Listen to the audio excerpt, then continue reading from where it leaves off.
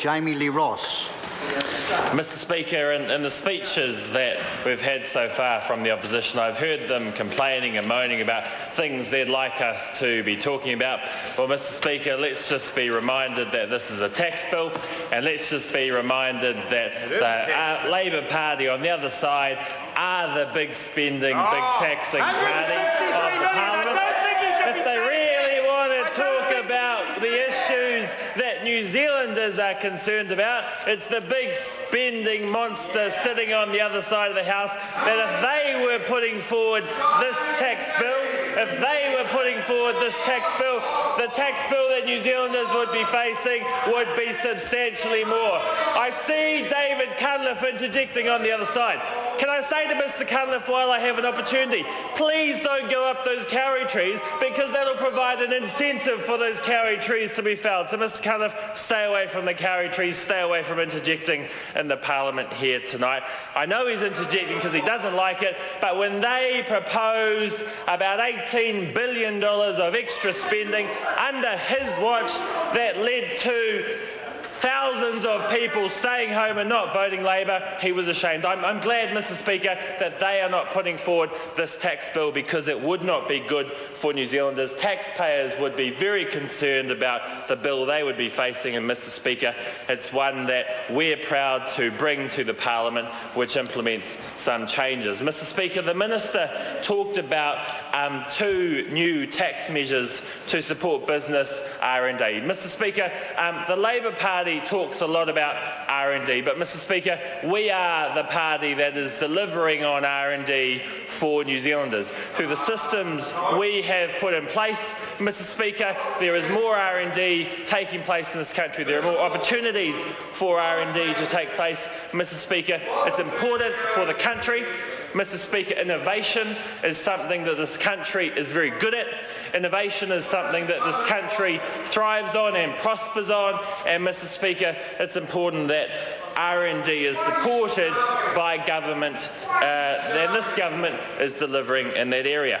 We've already committed to spending $566 million over 4 years in R&D grants to grow business research and development. And Mr Speaker, if Mr Cunliffe got out there and talked to real people instead of trees, he'd probably find that there are people out there that are prospering through R&D grants that we're putting in place.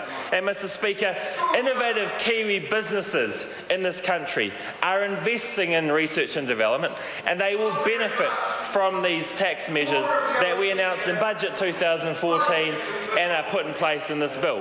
Mr Speaker, loss-making start-up companies will be able to cash out all or part of their tax losses from R&D expenditure.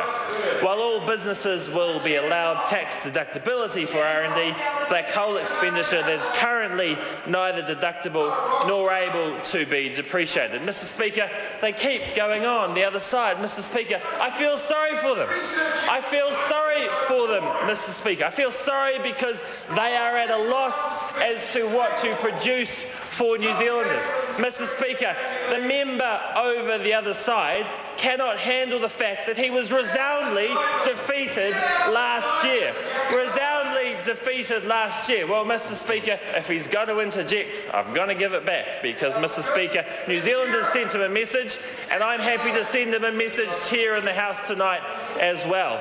Mr Speaker, when it comes to this tax bill, I want to get back to R&D, because it is something that this government is putting in place new measures to assist with. The two initiatives that are going through in this bill are together estimated to return a net $58 million in tax to innovative companies over the next 4 years, and that both are part of the building innovation stream of the government's business growth agenda. The government is targeting an increase in business R&D to 1% of GDP by 2018 to help build long-term growth and prosperity for New Zealand. Mr Speaker, we heard previously from Mr Robertson about what he believes electorate MPs will be hearing from their constituents. Well, Mr Speaker, I happen to be in an electorate with a very big manufacturing sector thriving in my electorate. I know members sitting alongside me are in electorates with strong regions that benefit hugely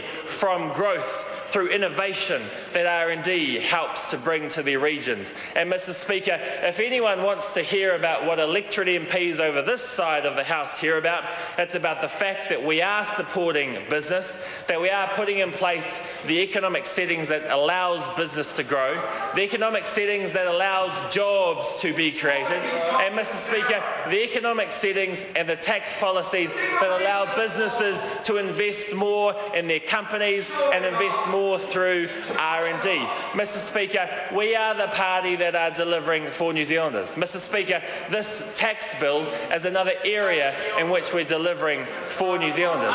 Through over $500 million in expenditure over 4 years through the R&D grants, and then further through the tax changes in this bill, we are seeing improvements taking place. What's that, Mr. Cunliffe? It's not rubbish. Mr. Cunliffe, rubbish was less than 25% in the polls. That was rubbish, Mr. Cunliffe. That was rubbish, Mr. Cunliffe, and that is why he is sitting on that side of the House and not on this side. Sorry to interrupt the honourable member. The time has come for me to leave the chair. This debate is interrupted and set down for resumption next sitting day. And members, the House stands adjourned until 2 p.m. tomorrow. Good evening.